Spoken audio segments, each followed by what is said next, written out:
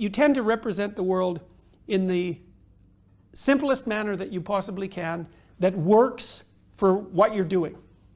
And so you don't actually see the world. You see sufficiently useful low resolution representations of the world. And if they work, then that's fine. There's no need to adjust them, and they're relatively easy to remember and to manipulate. But now and then you have a misapprehension about someone, let's say, and you have a conversation with them, and the conversation goes sideways. And what that means is that the thing that you thought you were conversing with is not the thing that you're conversing with, and that manifests itself in error.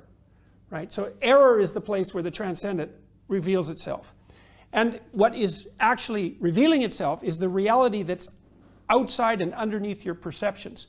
And so what you see in the world, in some sense, is a set of animated cartoons.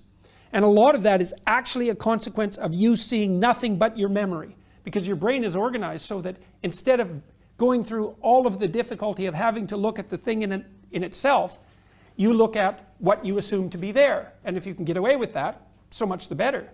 But the thing in itself is always much richer than your apprehension of it, which is partly why you make mistakes, but also partly why you can continue to garner wisdom in the world. There's always more there than meets the eye.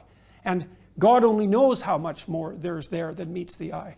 And you can show this even in the religious sense to some degree, because you could say that there's an element to the transcendent that instills people with a sense of religious significance. You can do that by immediately, scientifically, by feeding people chemicals, for example, that disrupt the inhibition of perception by memory. And then that puts them in a place where the transcendent tends to reveal itself, sometimes in overwhelming force. So it's not some fiction that this exists. What's transcendent is more real than the reality that you perceive.